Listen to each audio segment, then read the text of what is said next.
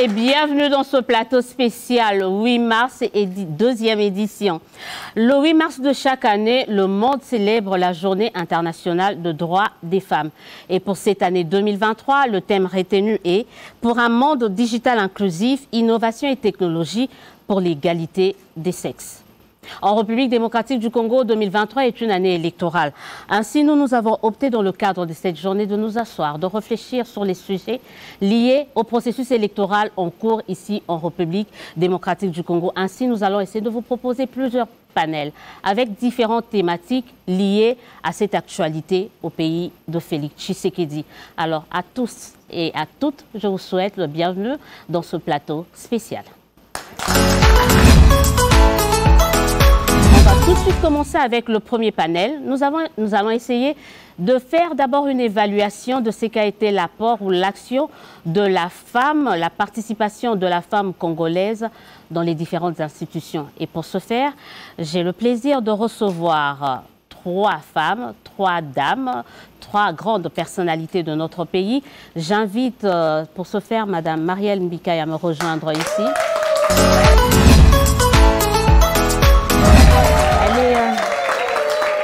Voilà. Bonjour madame, prenez place. Merci. Alors, j'inviterai également madame Georgette Biébié, activiste de droits des femmes. Madame, merci. Je veux vous aider. Merci.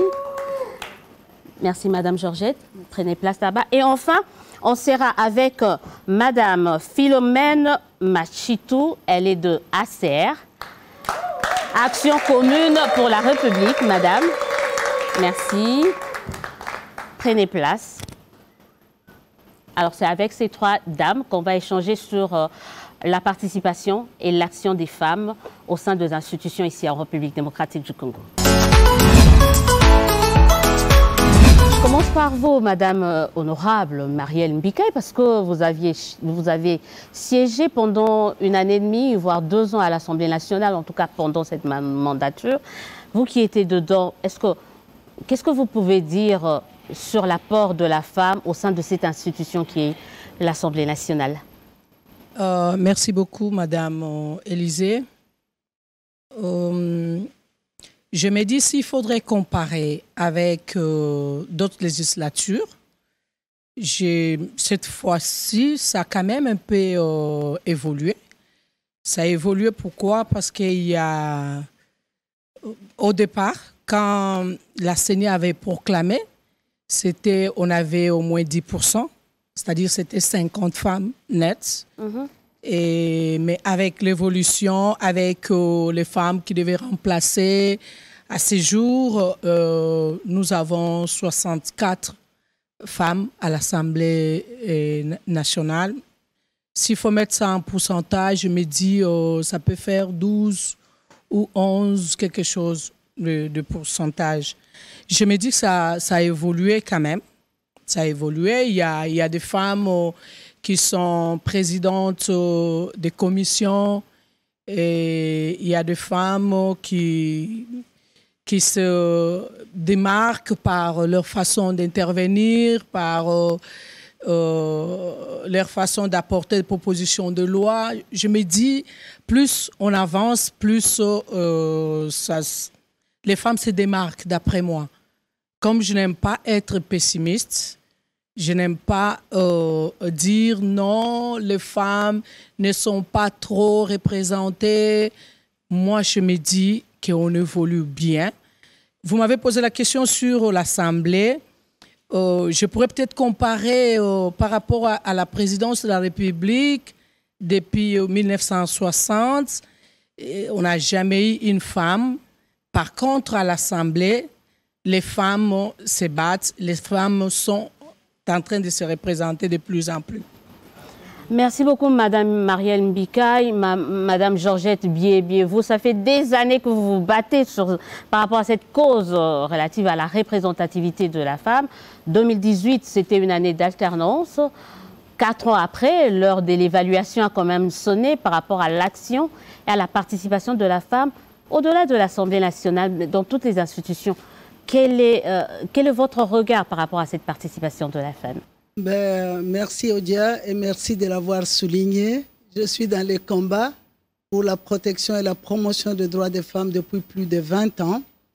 Je suis parmi les femmes qui avaient fait inscrire la parité, les principes de la parité dans la Constitution, notre Constitution du 18 février 2006. Également l'article 14 qui consacrait la parité, l'article 15 qui consacrait la lutte contre les violences sexuelles faites aux femmes, et puis l'article 43 qui consacrait la gratuité de l'enseignement. Donc nous, on s'est battu pour qu'il y ait un cadre juridique pour que quand les femmes revendiquent leurs droits, que ce soit sur base d'un cadre juridique.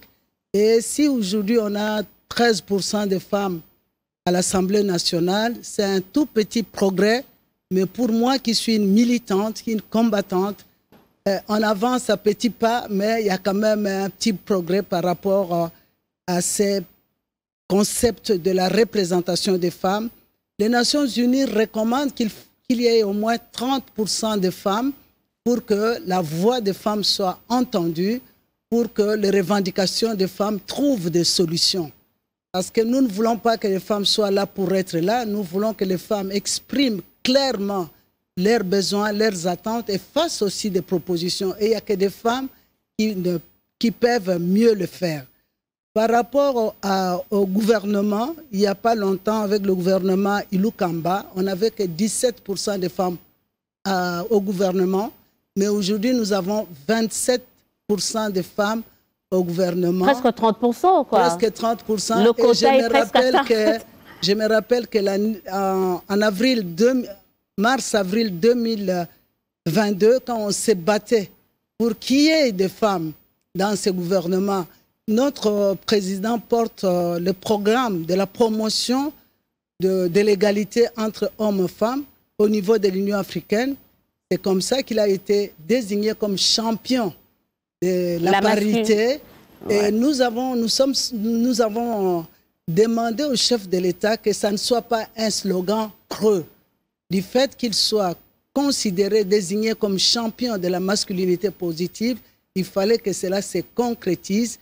Et nous avons eu un petit progrès avec la représentation des femmes au niveau du gouvernement, avec 27% de femmes. On n'a pas encore 30%. Je crois qu'on va continuer le combat pour arriver à 50%. Et au niveau du Sénat, nous avons 21% de femmes. Au Sénat, ce n'est pas encore 30%, mais on avance. On avance à petits pas, on avance. On a une femme gouverneure de la Banque centrale du Congo depuis 1960. Ça n'a jamais été le cas. Et cette fois-ci, on a quand même une femme qui est gouverneure de la Banque centrale du Congo. On reviendra à vous peut-être pour une deuxième et dernière question, mais j'arrive chez Maman Philomène, Madame Philomène Machitou. Vous êtes membre de l'Action commune pour la République, ACR, un parti nouvellement établi.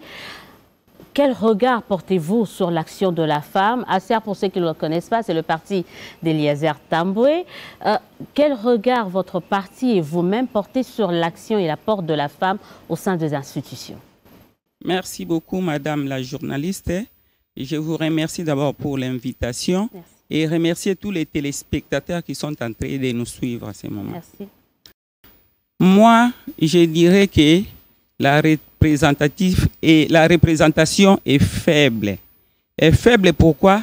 Étant majoritaire, nous les femmes, on ne pouvait pas être là 20-17%. C'est vraiment faible. Surtout à l'Assemblée nationale. Surtout à l'Assemblée nationale, là où tout est voté. Ouais. On pouvait être vraiment majoritaire en tant que femme pour faire valoir notre féminité, pour faire valoir notre voix, pour qu'on nous suive, pour qu'on sache que non, nous sommes femmes, nous sommes debout, nous sommes là pour notre pays. Parce qu'il y a des atouts. Ouais. Vous verrez ici au Congo, on nous dit par exemple que la femme est gouverneur de la Banque centrale, c'est bien bon. Au Sénat, il n'y a jamais une femme. À la primature, aucune femme est Premier ministre. Même à l'Assemblée nationale, il y a une femme. Vous êtes tous sans savoir ce qui s'est passé. Donc moi, je dirais que c'est faible. C'est vraiment faible. Il faut qu'on fasse des efforts pour remonter parce que nous sommes majoritaires. Merci beaucoup, maman. Vous avez dit quelque chose, madame Philomène Machitou, vous avez dit quelque chose de très important. Et dans cette émission, il y aura un panel consacré à l'engagement politique de la femme. Comment faire pour que cette femme soit mieux représentée. Rapidement, une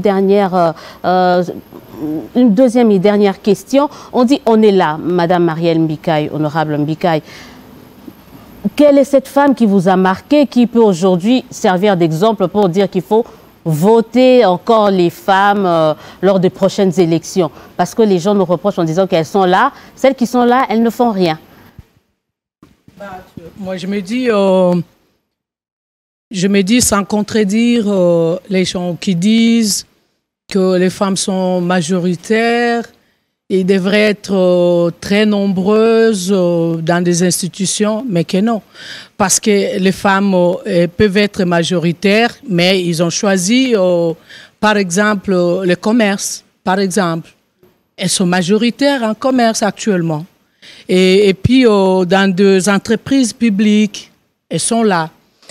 C'est seulement question de voir, est-ce que les femmes sont plus engagées en politique? Parce qu'une chose est de réclamer des postes en politique, mais une autre en est d'être engagée en politique. Loin de moi l'envie de condamner les femmes. Vous voyez, madame? Alors, ce qui est là, c'est quoi? Ce qui est là, c'est qu'il faudrait d'abord que les femmes s'engagent en politique. Présentement, nous sommes pendant le recrutement des candidats dans différents partis politiques. Mais vous verrez à peine 2 sur 500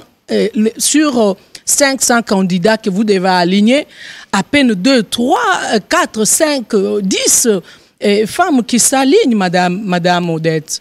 Donc je me dis, il faudrait que les femmes s'engagent d'abord en politique. Et aussi, je me dis aussi que si peut-être les femmes ne s'engagent pas trop, parce que quand on descend, quand on fait des descentes, les femmes disent en politique, ils ont peur, il y a le poison, on s'entretue là-bas, il n'y a pas de sérieux, c'est le mensonge, alors que les mensonges ne manquent nulle part, le poison actuellement ne manque nulle part, c'est même dans des églises. Alors, ce qui est vrai pour le moment, c'est que une chose est que l'ONU Femmes ou l'ONU en général soutiennent les femmes théoriquement, mais il faudrait aussi qu'ils pensent à soutenir les femmes sur le plan financier, quoi. Il faut pas se gêner. Les femmes n'ont pas d'argent. Ils n'ont pas assez d'argent pour s'engager en politique. Chez nous, en politique, tout, c'est l'argent. Qu'est-ce que vous allez faire pour que vous pouvez avoir une base? Mais comment vous allez battre campagne chez nous ici? Comment vous allez battre campagne? Ça demande moyens. Il y a aussi ça. Les femmes sont très intelligentes, mais il y a une chose qu'on devait faire pour qu'elles puissent se retrouver, si pas majoritaires, parce qu'ils ne se sont pas engagés, sont pas majoritaires à s'engager, mais dis-moi, avec un pourcentage un tout petit peu élevé. Et un tout petit peu élevé, Madame Georgette Biébié, la visibilité de la femme est quasi inexistante, diront certains, dans des institutions. Elles sont là. On a par exemple une femme vice-première ministre. Mais qu'est-ce qu'on peut retenir déjà? Elles sont peut-être pas majoritaires dans les institutions, mais qu'est-ce qu'on peut déjà retenir de celles qui sont là comme action pour faire en sorte qu'il y ait d'autres, qu'on puisse leur faire confiance à l'avenir, Madame Georgette? Les femmes sont là, effectivement. Nous nous battons pour que les femmes soient là, mais nous nous battons également pour qu'on prenne des femmes compétentes, qu'on prenne des femmes qui ont l'expertise. Et là, je suis tout à fait à l'aise pour parler de Madame la députée nationale Christelle Vanga, qui est la présidente d'une commission genre, famille et enfants. Je pense qu'elle conduit très bien cette commission genre, famille et enfants. Madame Solange Masumbuku, qui est aussi une députée nationale, en tout cas on la voit sur terrain, elle se bat pour essayer de proposer des choses pour améliorer les conditions de vie des femmes. Madame Marie-Ange Lukiana, qui est la pionnière, qui porte le combat des femmes depuis longtemps, elle est également députée nationale et je pense qu'elle a su faire inscrire dans les budgets nationaux. Si aujourd'hui il y a des ONG féminines qui sont financées par le gouvernement congolais, c'est une action que Mme Marie-Ange Lukian a apportée au sein de notre hémicycle. Par rapport aux femmes qui sont au gouvernement, nous avons Mme Eve Bazaïba, qui est la vice-première ministre de l'Environnement, qui fait un travail extraordinaire. C'est Mme Eve Bazaïba qui est en train de vendre les principes Congo, pays solution face au réchauffement climatique. Ce n'est pas une petite affaire, ce n'est pas une mince affaire. Quand on connaît la coalition internationale contre le Congo, essayer de faire passer ces principes, ce n'est pas une mince affaire. Et je pense que ces principes commencent à être reconnus et à porter des fruits. Il y a Mme Rose Mutombo, qui est la ministre d'État, ministre de la Justice. Je pense que ce n'est pas facile. C'est la justice qui élève une nation. Mais dans cette nation où la corruption a été généralisée à tous les niveaux, je salue Mme Solange Massumbo. Ah, vous l'avez cité, on l'aura tout à l'heure. Qui vient de faire son entrée dans, dans la salle. Et donc, moi je pense que elles ne sont pas nombreuses. Et comme l'a dit, ce n'est pas parce qu'on est femme, ce n'est pas parce qu'on est là qu'on est suffisamment aguerri pour accomplir la tâche pour laquelle on est là. Il faut prendre les femmes en tenant compte de leurs compétences, de leur expertise. Et je pense qu'il y a quelques femmes qui se distinguent. De toute façon, dans cette mandature, je pense qu'il y a beaucoup de gens qui n'ont pas la compétence pour diriger ce pays. Je pense. On va terminer. Peut-être que ça fera l'objet d'un... On ne peut pas ressortir que les cas de femmes, il y a beaucoup d'incompétents. Ouais. Pas que d'incompétentes d'ailleurs. Il y en a beaucoup. On trouve beaucoup d'incompétents. Donc on ne peut pas attacher cet attribut qu'aux femmes. Il faudrait évaluer la participation politique de nos politiciens. Merci beaucoup, Madame Philomène Machitou de la Serre. C'est la même question.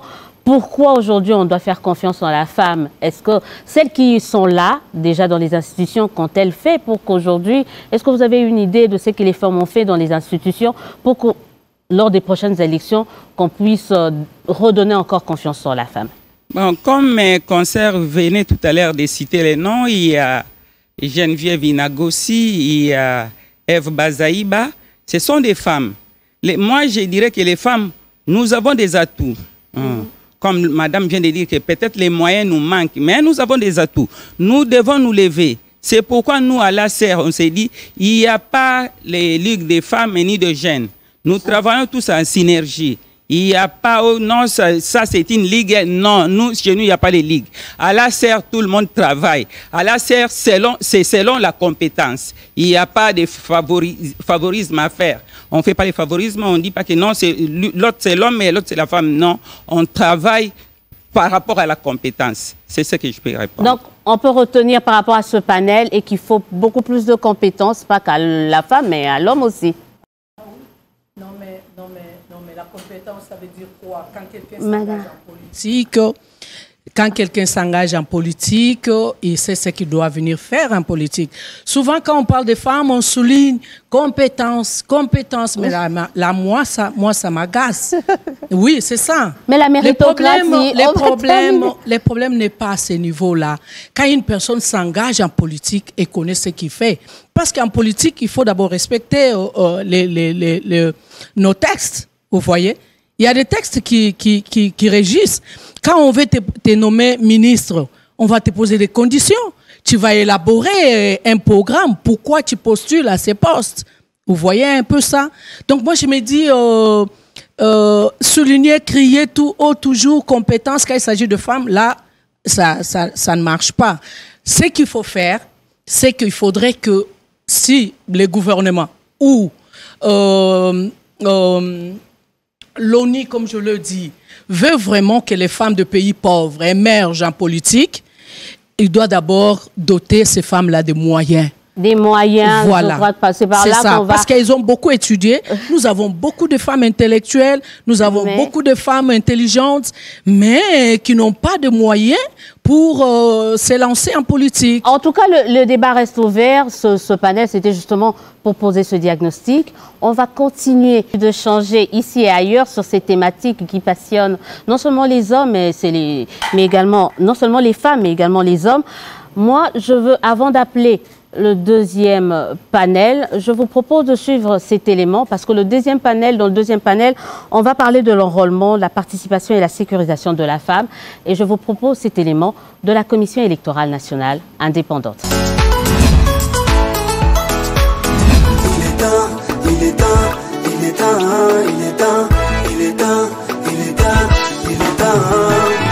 Allons tous nous faire enrôler.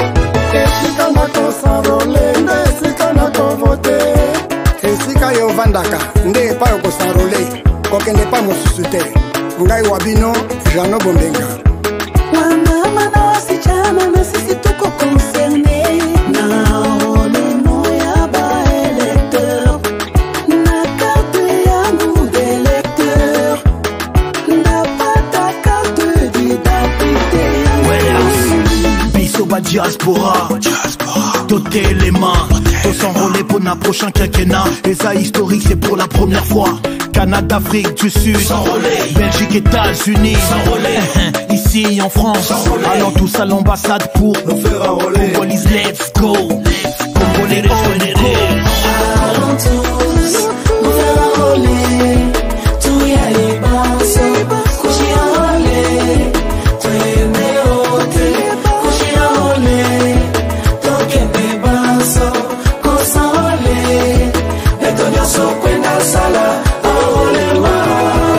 Fais-toi enrôler pour exprimer ta voix. Personne vivant avec handicap. Peuple autochtone, vous êtes tous concernés. Nazali maman paie moi si ma camboya enrôlement.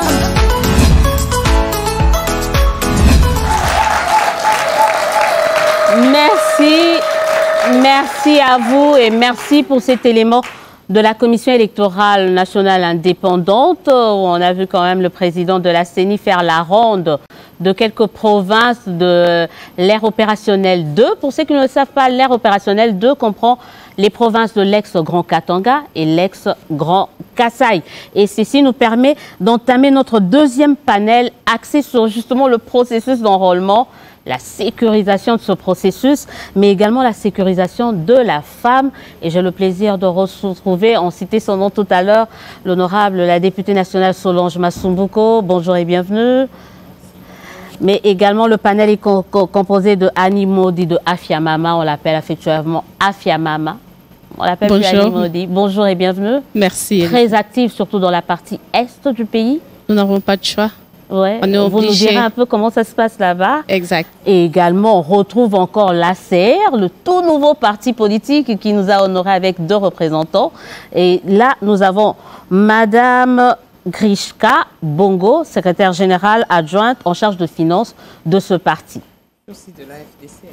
Merci. Ah, voilà. Madame Solange Masumbuko me rappelle qu'elle est de la FDC et élue de la circonscription de Lukunga. Députée nationale, on parle d'enrôlement. Déjà, comment vous voyez ce processus d'enrôlement et comment ça s'est fait ça? Ça s'est déjà passé dans la zone ouest ou dans l'ère opérationnelle 1. Votre réaction? Effectivement, je remercie d'abord les organisateurs et toi-même, Odia, pour cette opportunité que tu nous donnes de parler en ce mois de mars, un mois dédié aux femmes. Par rapport au processus électoral, à l'enrôlement, je crois que tout ici et tous, nous l'avons vécu ici à Kinshasa. Vous le savez très bien, selon les chiffres que Madame la rapporteure a donnés, nous avons été totalement déçus de constater qu'il y a moins de femmes. Évidemment, là, ce sont des chiffres bruts. Il n'y a pas encore toilettage. Nous espérons qu'avec le toilettage, il y aura quand même assez de femmes. Mais jusque-là, à Kinshasa, il y a moins de 50%. Chose curieuse, ça veut dire autrement, pour les femmes, ça a été dur parce que ça prenait beaucoup de temps. Il y avait des petits soucis des machines qui étaient en panne tout le temps. Et aussi, les personnels n'étaient pas bien coachés parce qu'il arrivait dans certains sites, dans certains bureaux, où les opérateurs de saisie arrivaient après 9 heures, après 10 heures. Quand il pleut, ils ne sont pas là. Et imaginez, la femme congolaise, elle vit au jour le jour. Et donc, lorsqu'elle a passé 3 heures dans un bureau et qu'elle n'a pas de solution, elle est obligée de rentrer, chercher de quoi nourrir ses enfants et sa famille. Et ainsi de suite, 2-3 fois après, elle se fatigue ou elle se démobilise. J'imagine qu'à Kinshasa, ça a été le cas, mais aussi dans les autres provinces où le nombre de déplacés est a été suffisamment enregistré. Ça veut dire que les femmes sont en migration, donc on ne sait pas les voir dans les zones, dans les bureaux d'enrôlement. C'était vraiment dur. Je ne sais pas comment on va y arriver avec beaucoup de défis. Comment on va y arriver avec beaucoup de défis? Annie Maudit, en vous présentant, je disais que vous étiez plus axé, en tout cas vous menez plusieurs actions dans la partie est du pays, mais de manière un peu plus générale, comment avez-vous trouvé le processus d'enrôlement à l'ouest, au centre et maintenant là, c'est dans la partie est du pays? Bon, moi, je vous remercie et je remercie aussi les téléspectateurs qui vont suivre, qui suivent ces échanges. De manière plus générale, le processus électoral en soi n'a pas été assez vulgarisé. Déjà pour tout le monde, pour commencer.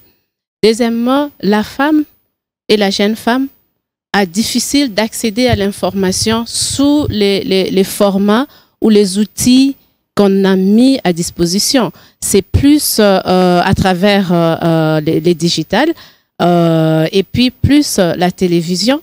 La femme ne cherche pas nécessairement l'information à travers ces canaux-là. Nous sommes déjà à la zone 3 pour l'enrôlement. Mais jusqu'à présent, moi, je vais vous dire que la plupart des structures qui auraient contribué à ce que plus de femmes soient vulgarisées, soient informées, soient motivées pour aller se faire enrôler, n'ont toujours pas trouvé des ressources pour faire ce travail-là. Et je crois que nous l'avons entendu, d'autres panélistes l'ont dit, sans moyens et ressources pour vulgariser, la femme n'a pas d'informations déjà pour commencer. Et pour les peu de femmes et des jeunes femmes qui ont quand même pu avoir l'information, les défis d'accessibilité à ces centres est resté énorme et même un peu plus difficile pour certaines. Ces mécanismes de s'enrôler avant, de s'enregistrer avant, je me suis demandé à un moment donné, pour quelques centres que j'ai visités, à quoi ça a servi, parce que même pour des personnes qui se sont prêtes à enregistrer, quand ils arrivent, il y a toujours des papiers à remplir. Tout ça, ça prenait du temps. Et parlant de l'Est maintenant, nous avons un sérieux problème que si ce n'est pas pris en charge maintenant, nous ne savons pas au moment des élections si et seulement si les communautés des déplacés et les femmes en particulier vont voter. Et vont voter où? Parce que... Mais on a prévu l'enrôlement dans les centres ou dans le camp de déplacement, en tout cas selon la CENI. Vous savez que moi-même, j'ai des équipes dans ces camps et moi-même, j'ai fait ces camps de déplacés. Quand une personne n'a pas à manger, n'a pas l'eau, n'a pas accès aux toilettes, vous pensez que sa priorité, c'est aller se faire enrôler? Non. Il y a d'autres besoins qu'il faut prendre pour encadrer ces processus d'enrôlement qui ne sont malheureusement pas mis en place pour que la femme, le jeune, les personnes vivant avec un handicap, nous n'en parlons pas beaucoup. Il y a un cadre de concertation genre et inclusion des personnes vivant avec handicap et des peuples autochtones. Mais en pratique, cette inclusivité-là, ça pose problème si les ressources ne sont pas mises à disposition, si les outils mis à disposition ne sont pas du tout adaptés. Et ajouter à cela la question des sécurisations. On va en parler parce que c'est vraiment une problématique pour moi. Je trouvais que c'était importante, mais je voulais qu'on parle d'abord de manière générale de cet enrôlement. Kriska Bongo, secrétaire général adjoint en charge de finances et budget au sein de l'ASR. Même question apparemment du côté de l'ASR. Comment vivez-vous ce processus d'enrôlement à Kinshasa, mais également ailleurs? Merci, Élisée, d'abord pour cette invitation. Nous répondons par courtoisie, parce que c'est une invitation d'une activité dédiée aux femmes. Nous, au sein de notre parti, nous avons éradié la Ligue des femmes, la Ligue des jeunes. Nous nous mettons tous en compétition et nous travaillons. Vous êtes en train de vous appeler des capables? Oui, nous sommes capables, oui, parce que en chacun de nous, nous avons du potentiel à offrir, que ce soit hommes et femmes, selon ce que nous pouvons offrir, et dans le but du développement, dans le but de faire évoluer la société, c'est ce que nous faisons, car c'est un débat déjà révolu. Nous pensons beaucoup plus à qu'est-ce que nous pouvons faire, qu'est-ce qui a été fait bien que nous pouvons faire mieux, ou qu'est-ce qui n'a pas encore été fait que nous pouvons faire dans le but d'améliorer nos conditions. Et parlant de l'enrôlement, les gens sont suffisamment informés parce que au-delà des réseaux sociaux, au-delà des médias, il y a aussi l'enrôlement de ceux qui s'appellent leaders qui se font tambour battant, trompette. Et voilà, les gens sont informés d'une certaine façon. Quand un leader va s'enrôler, se fait accompagner, mais on voit plus des hommes. Voilà, et c'est une façon de sensibiliser parce que généralement, le message qui suit, c'est l'appel à l'enrôlement. On invite la masse, allez vous faire enrôler, hommes, femmes, les mamans, participez. Il y a des structures d'accompagnement des femmes aussi qui en parlent d'une manière ou d'une autre dans les marchés. On en parle. Et seulement les gens sont déçus. La déception par rapport à la gestion antérieure qui ne motive pas, qui ne donne pas le courage. Et certaines personnes prennent déjà la position pour dire je vais aller perdre, je vais recevoir un bassin, un pagne, un t-shirt, une casquette. Et puis après, quand je vais poser mon problème, ça ne va pas arriver de l'autre côté. Donc, une déception par rapport que ce soit aux candidats hommes, que ce soit aux candidates. C'était, au fait, la même répercussion. Voilà. Donc voilà. Mais on vous pointe un peu du doigt, c'est-à-dire vous, Madame Solange Massambouko, vous avez contribué à démobiliser les gens pour qu'ils ne puissent pas s'enrôler. Vous, les actuels députés, vous qui dirigez actuellement le pays, donc vous êtes un peu l'une des causes de ce fiasco auquel on assiste aujourd'hui. Non, du tout. Hein. Moi, je crois que si on se rappelle très bien, j'étais la seule élue qui est allée voir la CENI, c'était au mois d'août, en septembre, pour en savoir davantage. Ça veut dire pour dire à la population qu'est-ce qui se passe, comment ça se prépare. Et c'est à moi qu'il a dit que l'enrôlement devrait commencer en décembre. Et voilà, l'enrôlement a commencé à décembre. Moi, par contre, je dis, mon approche est celui de mon parti, l'AFDC. Je suis le rapporteur du groupe parlementaire AFDCA au Parlement. Moi, par contre, je dis que cette façon d'utiliser cette population juste pour l'enrôlement, qu'elle vous accompagne pour vous seul enrôler, j'ai trouvé que c'était une façon dénigrante. Nous, on a fait les choses autrement. On a demandé aux gens de s'enrôler et après l'enrôlement, on se retrouvait dans des salles, dans des forums pour en parler. Pour chacun a montré sa carte? Oui, chacun a montré sa carte pour voir, voici, j'ai été, ou ceux-là qui ont été en premier lieu ont exprimé les difficultés, lesquelles difficultés nous les avons transmises auprès du président de la CENI, M. Kadima. Et petit à petit, moi j'étais presque la dernière à se faire enrôler parce que j'ai suivi cette base, je suivais cette population de notre parti, la FDCA, pour voir quelles sont les difficultés, disons celles de Kinshasa, quelles sont les difficultés qu'elles encourent et comment faire face à cela. Et voilà. Et chaque fois, j'appelais par moment certains membres de la plénière pour en savoir davantage et pour exposer. Et donc, nous pensons que sur le plan de la démotivation, je ne pense pas. Au contraire, notre parti, l'AFDCA, est parmi les rares partis qui essayent d'équilibrer les choses. Dans le gouvernement ici présent, vous savez que sur nos 5 mandataires, nous avons 2 femmes et 3 hommes. Ça veut dire que c'est un parti qui milite pour la promotion de la femme congolaise en présentant des femmes dans les postes nominatifs et aussi dans les postes électifs, elle encourage. Ah ça, on verra, on l'encourage, on attend voir lors du dépôt de candidature. Je veux revenir à vous, j'allais dire Afiamama, oui, c'est comme ça qu'on vous surnomme, mais c'est le nom de votre structure, Animodi, à l'Est. Comment ça se passe? Moi, j'ai une pensée vers ces femmes de l'Est, avec la situation qui est catastrophique. Comment on fait pour sécuriser ces femmes, parce qu'elles doivent voter, elles doivent s'enrôler. Comment on fait par rapport à la sécurisation des femmes à l'Est, mais également à Kwamount ou dans des zones où il y a un peu la sécurité? Moi, il y a toujours quelque chose que je rappelle, que ce soit aux politiques ou à toutes les personnes qui veulent s'engager pour la cause commune. Ne pas confondre Kinshasa ou les grandes villes avec la République démocratique du Congo. C'est extrêmement important parce que on peut penser que l'information telle qu'on voit circuler à Kinshasa, c'est ça les cas pour toute la République démocratique du Congo. Là, on va se tromper.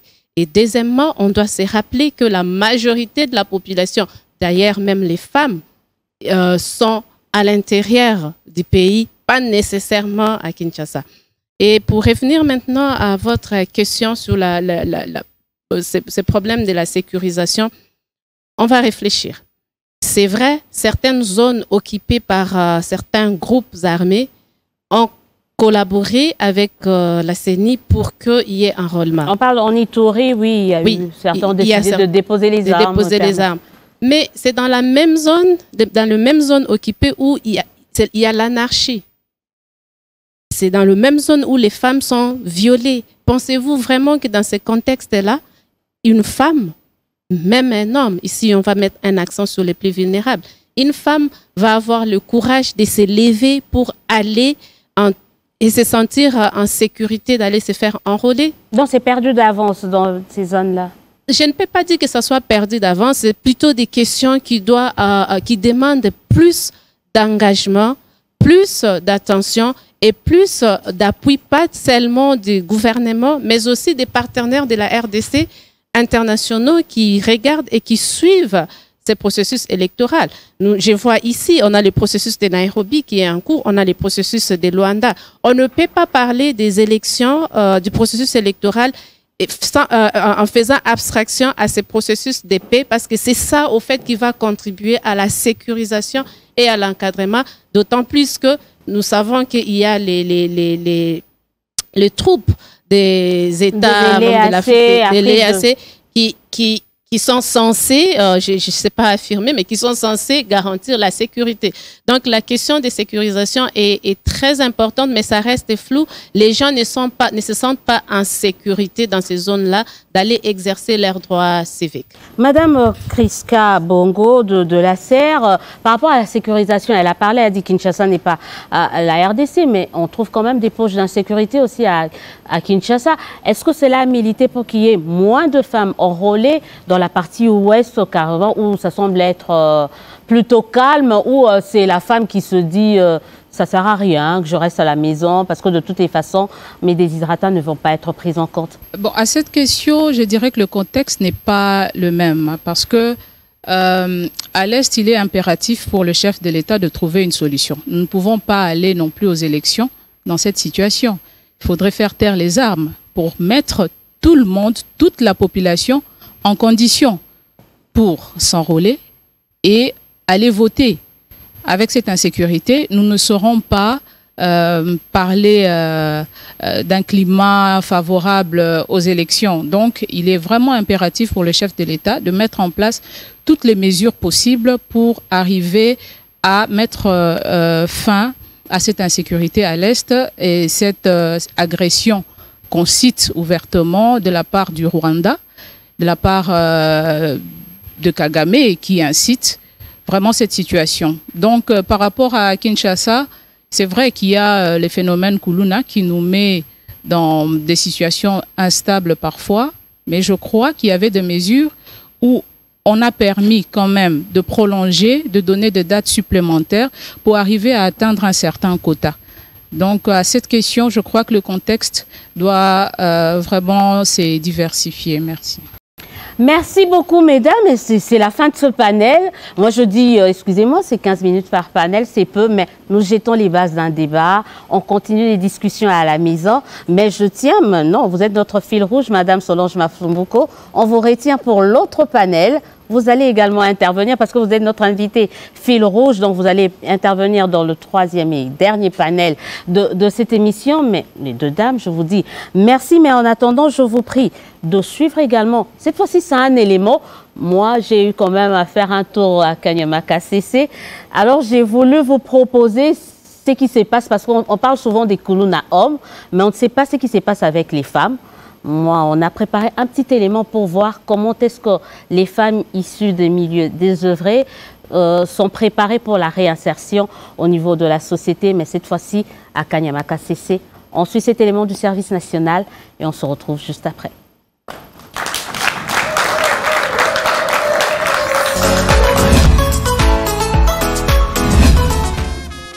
Ces jeunes du Kasaï central peuvent chanter et danser.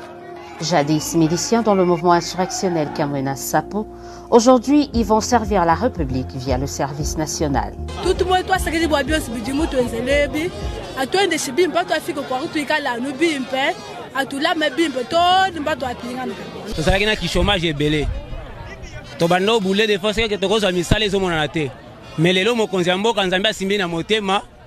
asali de façon que tous na service national de tozokumisa nzambe après tozopesa na mokonzi mboka matondo mingi pona musala asali na kati ya mboka kananga. Autrefois une menace pour la société, ces 500 jeunes, dont une quarantaine de femmes, vont commencer un processus de réinsertion dans le site de Kanyamaka CC. Cela passe par différentes formations dans différents domaines. Mais devenir bâtisseur nécessite de la discipline, insiste le commandant en chef du service national. Mingi na kosenga bino nini ezaka discipline. Sans la discipline, et le komoko ya malamu ezalité. Yo kokota soki oza na esprit ya indiscipline. Okomona que service national est beaucoup plus compliqué. Mais soki oza discipline, okoyoka elengi ya kozala bâtisseur ya service national. Okoyoka elengi ya kozala bâtisseur na Kanyamaka CC. Toyokane? Oui. Toyokane? Oui. La discipline étant l'âme de l'armée, ces bâtisseurs qui ont statut de paramilitaire sont invités à être également disponibles pour la République. Après formation, forcément, nécessairement, ça peut arriver qu'après formation, donc il faut vous la préparer. Vous en êtes soldat parce que vous avez paramilitaire. Pour le général-major Jean-Pierre Kassongo Kabouik, cela ne fait aucun doute.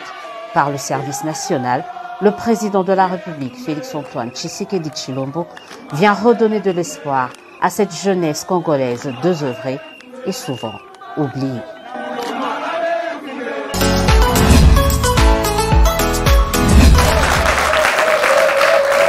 De retour et merci à toutes les femmes qui sont là, qui ont rehaussé leur présence dans le cadre de cette émission. Vous venez là de suivre l'engagement de ces jeunes filles, femmes Kuluna dans le service national, au service de la nation. On tenait à vous proposer quand même ces images de ce qu'elles font et de ce qu'elles sont devenues, de ce qu'elles sont en train de faire pour se réinsérer au sein de la société. Et ceci nous permet de parler de notre troisième panel qui est l'engagement politique de la femme ici en République démocratique du Congo. Nous avons évalué l'apport de la femme au sein des institutions. Nous avons parlé du processus d'enrôlement, mais cette fois-ci, qu'est-ce qu'on fait pour booster, pour pousser cette femme à s'engager politiquement? Elles sont trop nombreuses dans la société civile, mais comment faire pour qu'elles viennent en politique? Madame Masumbuko, honorable députée, vous êtes notre invitée fil rouge, députée nationale, élue de la circonscription de Lukunga, cadre de l'AFDC, le parti du président du Sénat, Modeste Bahati. La question, elle est simple. Engagement politique. Est-ce que l'engagement politique de la femme est fort ici en République démocratique du Congo? Je dois avouer que de plus en plus, on sent les femmes engagées, mais les résultats, il est encore décevant. Et il faut bien un transfert de compétences intergénérationnelles. Il faut bien se constituer des modèles. Et il faut bien aussi aux jeunes filles d'avoir des repères. Lesquels repères sont ceux-là, les femmes qui ont précédé en politique. Vous savez, si nous faisons parler les chiffres pour voir comment ça a évolué, en 2006, on a vu 9% de participation des femmes aux élections, la participation. Et donc, on ne pouvait pas s'attendre aux résultats. La participation miracle. est différente de l'enrôlement. Oui. On peut s'enrôler, avoir la carte et puis ne pas participer. Ne pas participer. La participation, ça veut dire les femmes candidates, elles étaient juste à 9% aux élections législatives. En 2011, ça nageait aussi dans le 9,8%. En 2018 passé, c'était à peine 11% des femmes qui se sont présentées comme candidats aux élections, candidates aux élections législatives. Donc les femmes, je crois, à un moment donné, à partir de 2015, on a senti une mobilisation des femmes qui attendaient très bien les élections locales. Et la plupart se préparaient pour participer aux élections locales, qui sont beaucoup plus proches parce qu'on sent que la femme congolaise, elle est proche de la population. Malheureusement, les élections locales n'ont plus eu lieu. Moi-même, je me préparais plutôt aux élections provinciales. Ce n'est qu'après, sur demande de la plupart des dames, que je me suis présentée aux élections législatives. C'est ça un secret que je peux livrer aujourd'hui. Évidemment, si nous sommes peu nombreuses à participer, c'est tout à fait normal que les résultats aussi soient conséquemment peu nombreux. Parce que en 2018, les résultats des femmes aux élections législatives, c'est à peine 10%. Aujourd'hui, nous sommes une soixantaine sur 500 élus. C'est peu. C'est peu par rapport à toute l'Afrique centrale et c'est peu par rapport à l'Afrique subsaharienne et même par rapport aux voisins. Par rapport aux voisins. Oh, le voisin. Le Rwanda ouais. a 60% des femmes. L'Angola, 30% des femmes. Nous avons à côté la Namibie, 35%. Nous avons aussi quel pays à côté là déjà?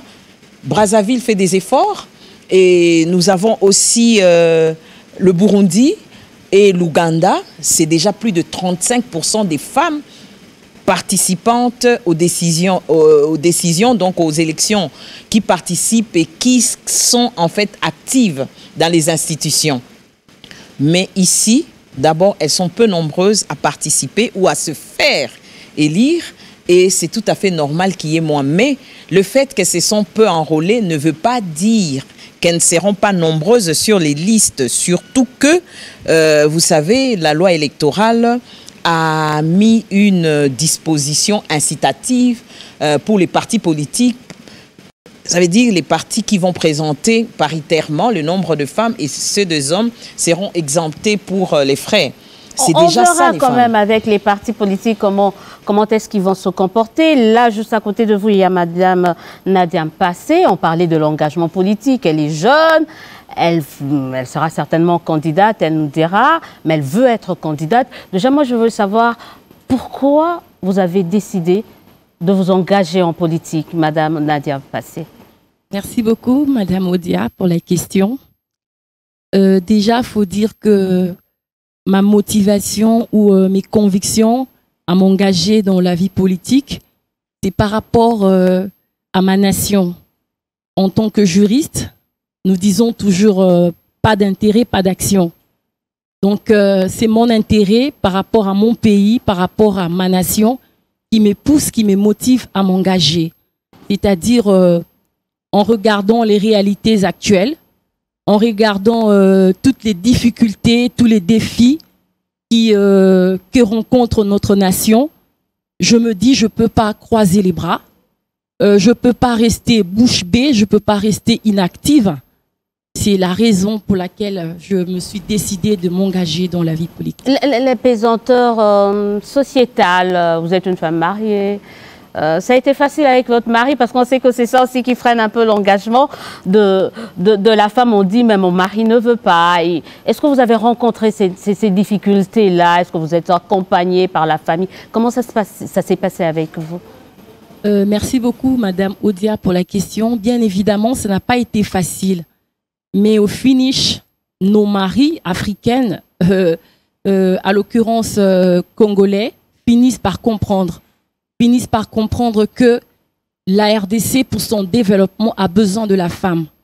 Donc, la femme, autant que mariée, célibataire ou jeune fille, par rapport à tout ce que Dieu a déposé en la femme comme capacité, comme talent, la nation a besoin de toutes ces qualités pour son plein développement.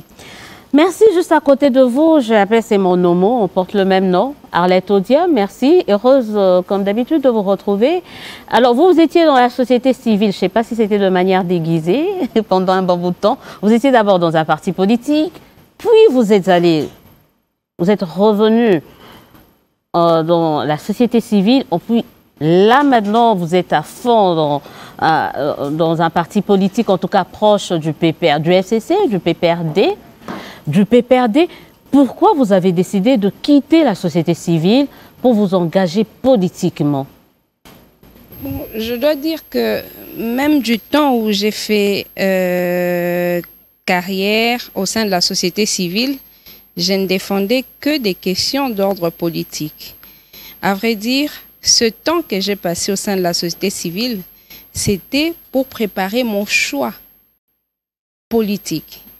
Je l'ai mûri et j'ai estimé qu'il fallait rejoindre le PPRD, le parti de Joseph Kabila. Quand le temps a sonné, j'ai adhéré. C'est ainsi que vous me voyez active. Et pour que l'engagement de la femme en politique soit de plus en plus remarquable, il ne faut pas seulement compter sur celles qui sont déjà dans la société civile. Parce que c'est souvent ce qu'on se dit. On dit, voilà, elles sont nombreuses au sein de la société civile. Il faut militer de sorte que celles qui sont au sein de la société civile quittent la société civile pour la vie politique. Alors qu'on a aussi besoin des femmes au sein de la société civile. Moi, je pense autrement. Je pense qu'il faut le plus se baser sur l'éducation des bases. Les mamans qui sont ici avec nous, celles qui vont nous suivre, celles qui ne pourront pas nous suivre, mais qui auront écho de notre entretien de ce jour, doivent comprendre qu'il faut éduquer la jeune fille dès les bas âges. En éduquant la jeune fille, elle développe les capacités morales, les capacités religieuses. C'est celles-là qui vont permettre à cette jeune fille de pouvoir distinguer le bien du mal. Quand vous avez la capacité de distinguer le bien du mal, il se développe en vous ce souci de combattre le mal. Et quand vous vous engagez en politique, ce sera avec des convictions. Aujourd'hui, l'engagement politique, pour la plupart, on va faire la politique parce qu'il y en a qui ont gagné la vie en politique, ils ont eu de l'argent, ils ont eu des parcelles, ils ont eu ceci, cela. Les autres font de l'engagement politique pour avoir une protection dans la société. Quand on est engagé, on peut facilement commettre des infractions, on est protégé par le parti, ainsi de suite. On a des immunités. On a des immunités. On est difficilement arrêtable, madame. Oui, on suit beaucoup plus les avantages, un peu comme pour dire, les gens s'engagent en politique pour résoudre leurs propres problèmes, plutôt que de s'engager en vue de résoudre les problèmes des autres ou de faire résoudre à ceux-là leurs problèmes. C'est ce que je pense et c'est pour cette raison même que l'on a su retrouver dans la Constitution de la République la gratuité de l'enseignement, même si aujourd'hui, ceux qui dirigent pensent que le travail qui avait été fait avant, c'est lui de mettre même la gratuité de l'enseignement dans la Constitution, c'était un travail nul, mais ça donnait déjà une idée qu'on voulait construire sur le long terme. Sur le long terme, on va revenir, ce sera peut-être ma deuxième et dernière question pour vous trois. On fait comment concrètement pour booster, pour faire en sorte que celles qui ne sont pas encore engagées puissent le devenir, pour qu'il y ait déjà des femmes dans les partis politiques et ensuite qu'elles deviennent éligibles. Madame la députée, qu'est-ce qu'on fait concrètement pour inciter les femmes à s'engager en politique? D'abord, nous devons noter la volonté politique. Il faut qu'il y ait une volonté politique. Et par rapport à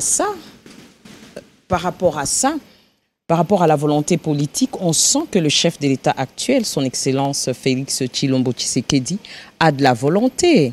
Plus d'une fois, Madame Annie, qui est présente, a été voir le chef de l'État pour plaider la cause de la femme, donc dans les postes décisionnels. Et on sent aussi que dans ce gouvernement, ça c'est moi, hein, dans ce gouvernement, il y a 29% à 27% des femmes représentées et dans des postes non les moindres.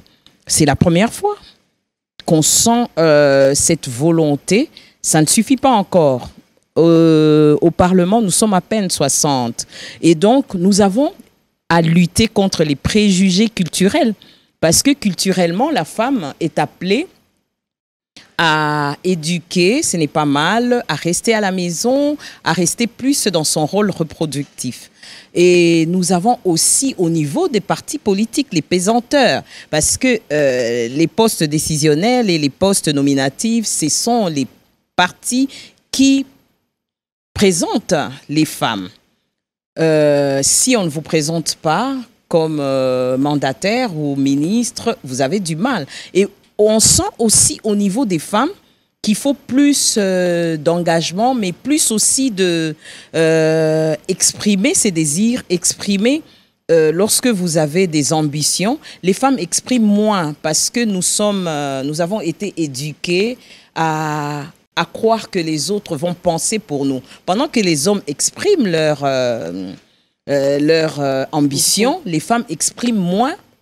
Pourtant, elles sont compétentes. Moi, je crois que nous devons aussi maximiser sur les lois qui existent. Nous avons une très bonne loi. Nous avons l'article 14. Nous avons la loi sur la parité. Nous avons la loi électorale qui est perfectible. Nous avons aussi plusieurs dispositions régionales qui, en réalité, impliquent davantage la femme. Mais il faut aussi un engagement personnel parce que, vous savez, l'ambition, finalement, elle est personnelle. Elle n'est pas du chef de parti, elle n'est pas des autres. Je crois que nous devons plus travailler avec cette volonté qu'il y a. L'éducation, c'est incontournable. La formation continue. Vous savez, aujourd'hui, le plus grand problème, le plus grand frein de la femme, c'est les ressources économiques.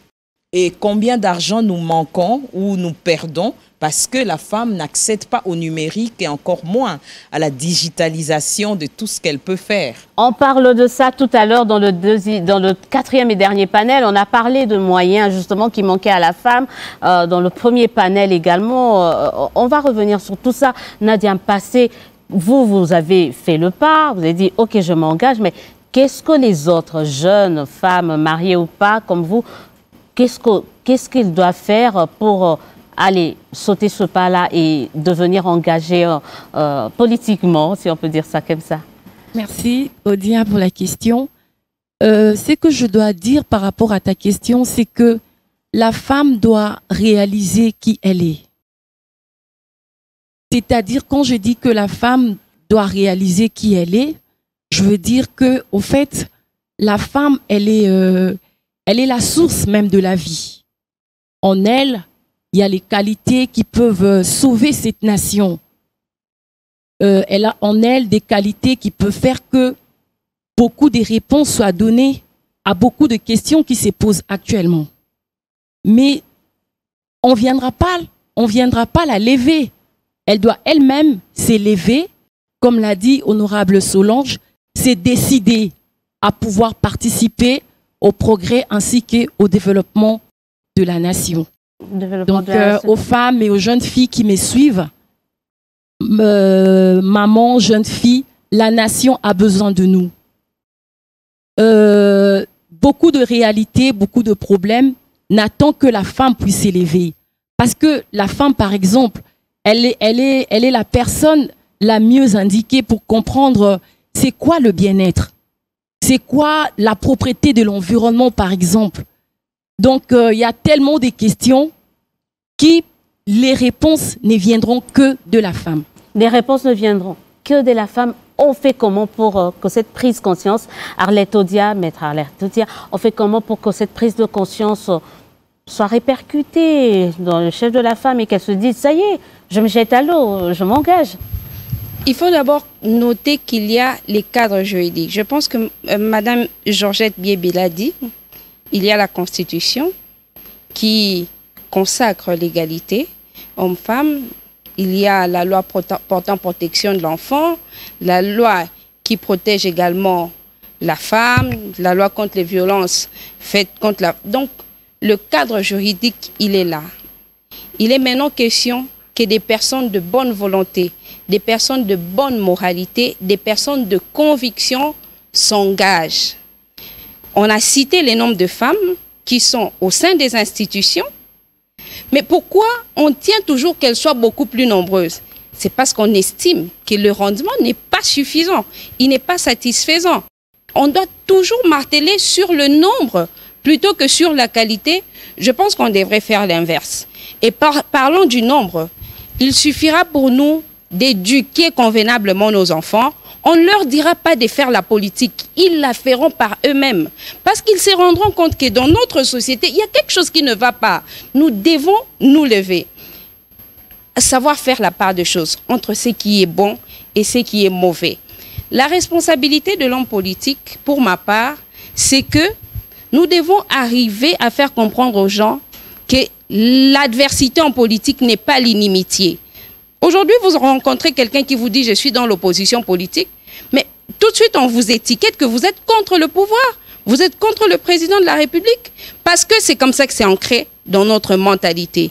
Il faudrait que les gens choisissent librement d'être dans la société civile ou dans la vie politique, qu'ils choisissent librement d'être dans l'opposition ou au pouvoir et de se sentir à l'aise de défendre leurs convictions pour l'intérêt de la nation. Et c'est d'ailleurs ça le bon côté, si on peut dire ça, de la démocratie, c'est ça. Être libre de faire son choix et ses choix, voilà, d'être libre de soutenir tel ou tel, d'élever telle ou telle autre option. Mais mesdames, merci d'avoir participé à ce panel.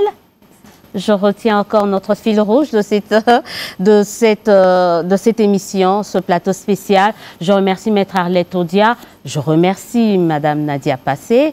On se retrouve tout à l'heure et tout de suite nous recevons le tout dernier panel. Et cette fois-ci, on parlera justement de comment est-ce que la digitalisation peut booster, peut permettre à ce que la femme puisse mieux mener sa campagne et ainsi avoir plus de femmes lors des prochaines élections. À tout à l'heure.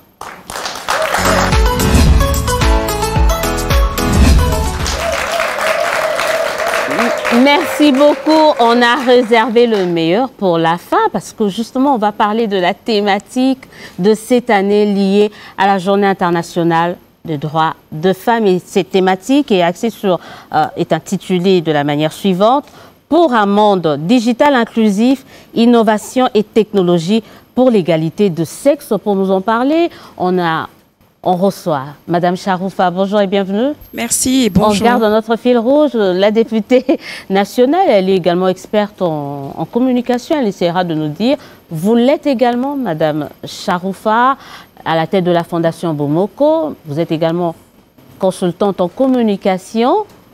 Exactement. J'ai plusieurs casquettes, mais aujourd'hui, je porterai la casquette d'experte en communication, car détenant une maîtrise internationale en communication 360 degrés, des entreprises tout comme des personnes publiques ou politiques. 360 degrés, c'est-à-dire? 360 degrés, c'est un terme que nous utilisons pour couvrir au fait tout l'aspect de la communication en passant par les différents métiers qui le constituent, du journalisme à l'écriture, au façonnage de la perception, au modelage de l'image et tous les autres métiers qui en découlent. Alors, qu'est-ce que la digitalisation a apporté dans vos entreprises? Parce que vous en avez tellement. Est-ce que ça a boosté? Quel a été l'apport de la digitalisation, du numérique dans l'éclosion de vos entreprises? Alors, j'ai une petite anecdote parce que beaucoup de personnes qui me suivent ont certainement d'abord vu ma page Twitter ou l'inverse. Donc c'était soit la télé ou le digital. Je suis la preuve éloquente que le monde aujourd'hui qui s'accélère fonctionne par le digital. Aujourd'hui, on parle même de la e-réputation, donc la réputation numérique, ou encore la e-diplomatie qui se passe dans le monde internationalement. Pour mon cas, le digital a permis de donner une plus grande portée au combat que je mène au niveau social dans la lutte contre le cancer. Ça m'a permis d'atteindre les malades qui n'ont pas de moyens financiers ou de transport pour venir vers nous. Ils arrivaient par des simples publications sur les réseaux sociaux à nous joindre et nous allions vers eux. En termes de commerce, parce que j'ai aussi un volet commercial, le digital m'a permis d'aller vers mes clients, d'atteindre encore beaucoup plus de monde et de pouvoir également voir, m'inspirer de ce qui se passe à l'extérieur du pays, que ce soit en Afrique ou dans le monde en général. Mais elles sont très peu, ces femmes qui aujourd'hui utilisent les digitales. On parlait tout à l'heure, je crois, dans le premier panel, le deuxième, c'est-à-dire la CENI a essayé d'innover et que pour certains ça a marché, pour d'autres pas. Est-ce que, comment expliquer le fait qu'il y ait très peu de femmes qui s'intéressent au numérique, digital? Non, on se suit sur Twitter, on se connaît, mais il y a pas beaucoup de femmes. Déjà, pour revenir sur l'application de la CENI, je crois que je fais partie des premiers comptes Twitter à avoir supporté, avoir soutenu d'une manière vraiment ouverte cette application parce que personnellement, elle m'a aidée à m'enrôler.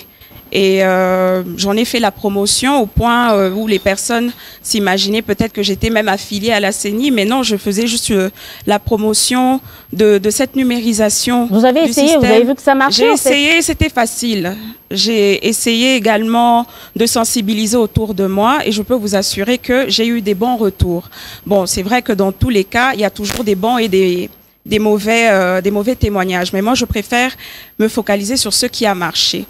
Alors concernant l'inclusion des femmes, en général dans tous les domaines, la femme est non seulement sous-représentée, mais elle est également sous-valorisée.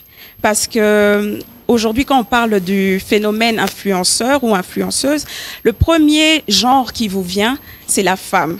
Mais dans quel sens? On a tendance à montrer que l'influence de la femme sur les réseaux sociaux n'a de valeur que lorsqu'il s'agit d'exposer des anti-valeurs ou de pervertir l'audience. Or que, bien au contraire, l'un de mes combats cachés que je révèle, c'est justement de démontrer par le digital qu'en tant que femme, on peut apporter beaucoup plus et casser un peu ce message que la société nous impose de porter. Donc je pense que l'inclusion des femmes, certes, reste minoritaire, mais elle est à encourager parce que quand les femmes s'engagent même dans le digital, elles arrivent à apporter un plus.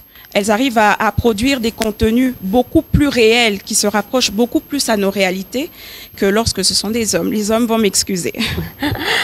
Solange Masumbuko, il y a très peu de femmes dans le numérique, les femmes députées, surtout, on se dit, mais pourquoi? Et pourtant, ils sont des élus.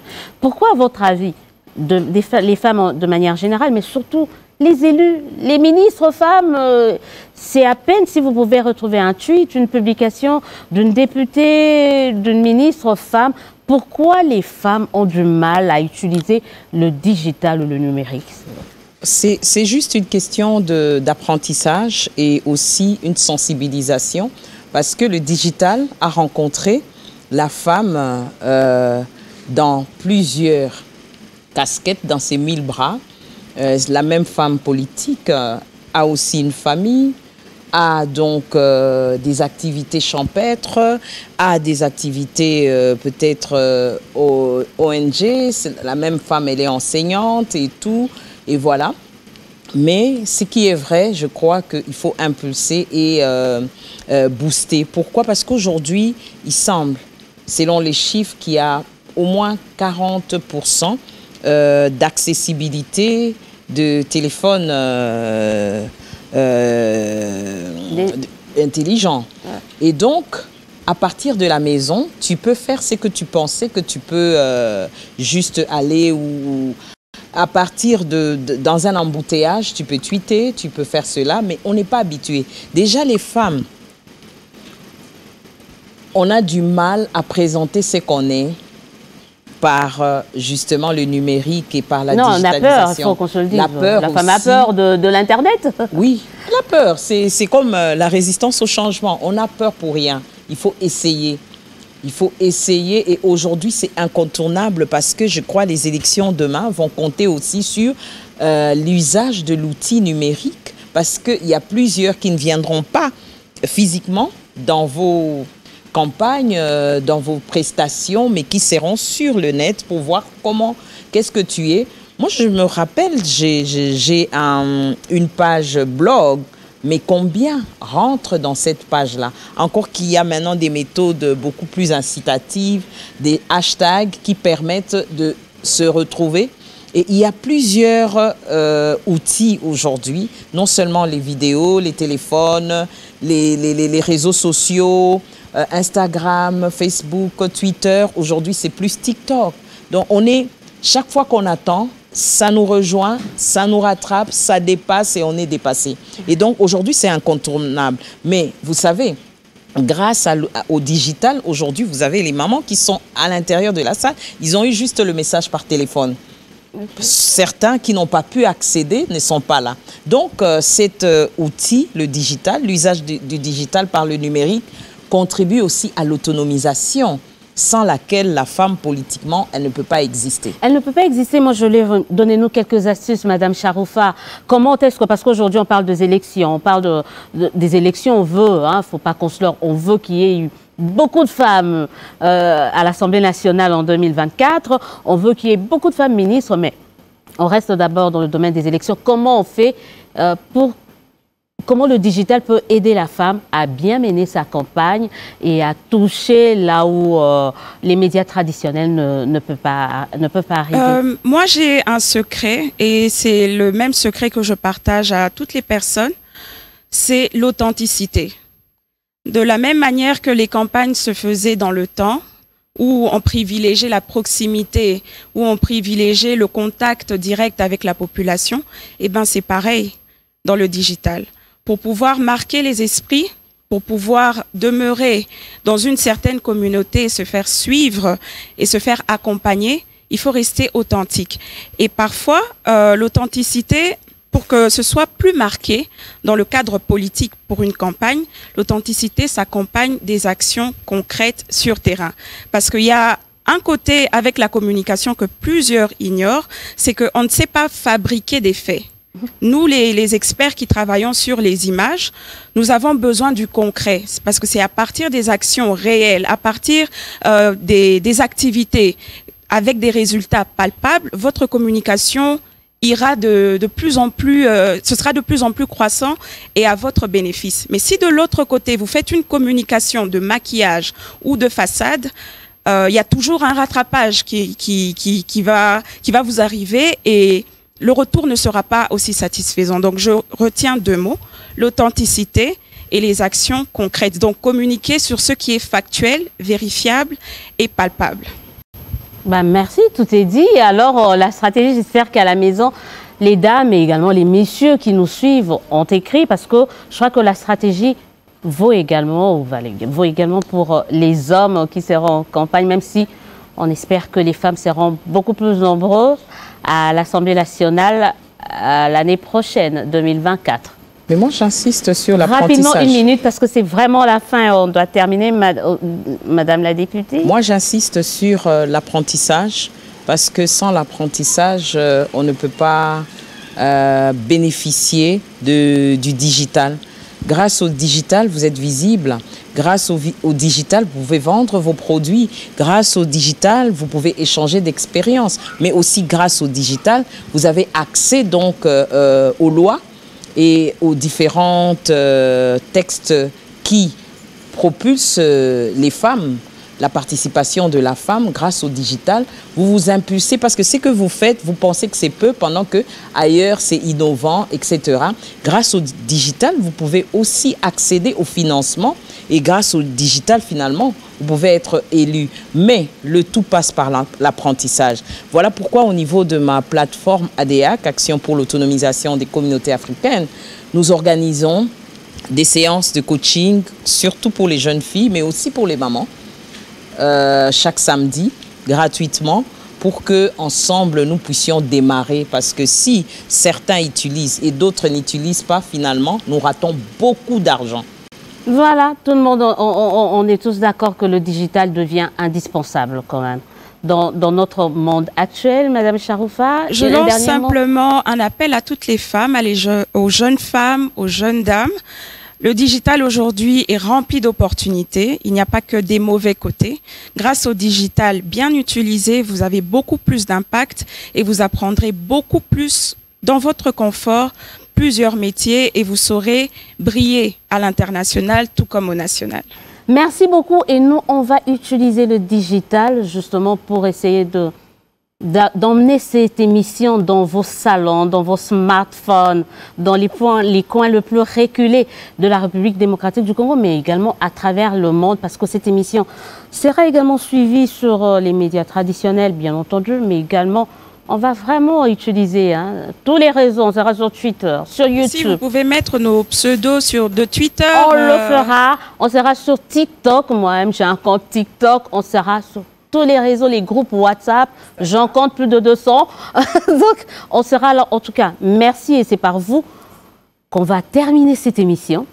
J'invite toutes les femmes, toutes les catégories confondues, à se digitaliser, à venir rejoindre le monde numérique, car il y a beaucoup d'avantages à tirer. N'ayez pas peur, instruisez-vous et démarquez-vous, soyez authentiques. Merci beaucoup, soyez authentiques, les dames, et n'hésitez pas, il ne faut pas avoir peur pour embrasser le monde de la digitalisation. Honorable député national, élu de la circonscription de Lukunga et à Kinshasa, un mot de la fin par rapport à ce plateau spécial et par rapport à la journée internationale de droits de femmes ici. Oui, par rapport à cette journée, impulser la digitalisation, par rapport à ce jour qui célèbre les droits et les avancées des femmes, en RDC particulièrement, je pense que impulser la digitalisation auprès des jeunes filles et auprès des mamans ne ferait que contribuer au développement de notre nation. Et imaginez combien d'argent, combien de fonds nous manquons parce que certaines femmes et certaines jeunes filles manquent à ce rendez-vous de digitalisation. Et donc, j'en appelle à tous les étudiants, toutes les étudiantes, avec les hommes, donc aujourd'hui, à partir d'aujourd'hui, à utiliser les nouvelles technologies pour booster non seulement ce que nous faisons, mais aussi pour échanger des expériences réussies et aussi tirer des leçons sur ce qui n'a pas marché. Donc, que vive la femme congolaise et particulièrement celle de Kinshasa, mais aussi que le digital nous aide à compatir avec les femmes de l'Est et toutes celles qui sont déplacées et qui sont violées. Et donc, coup de chapeau et un petit coucou pour eux et une façon pour nous de compatir avec eux. Merci beaucoup. Voilà, c'est par ce mot, cette pensée. Merci d'acclamer. Merci. Une pensée à ces vaillantes femmes de l'Est de la République démocratique du Congo. Nous sommes de cœur avec vous et via nos posts, via nos tweets, via nos publications. Nous ne manquerons jamais de vous transmettre, de vous envoyer notre amour, notre soutien. Et on sait qu'un jour, on se reverra vis-à-vis, face à face. Et cette fois-ci, ce sera la réjouissance. On remercie également, c'en est fini définitivement de cette émission. Je remercie le partenaire qui a accepté de nous accompagner dans le cadre de cette émission, Food Life, avec la margarine Altesse que vous avez vue. Tout est là et là vous voyez une dame, donc un clin d'œil à toutes les mamans qui vendent le pain et surtout ces mamans, n'hésitez pas d'utiliser la margarine Altesse. Merci au ministère de la Communication et Médias, merci à l'Assemblée nationale qui a accepté également de nous soutenir, notamment avec la rapporteure adjointe de l'Assemblée nationale, Yacho Yakoko Chomba. Merci au ministre, comme je le disais tout à l'heure, Patrick Mouyaya. Merci au service national et surtout, merci à vous, mesdames, d'avoir accepté. Ciao, à très bientôt.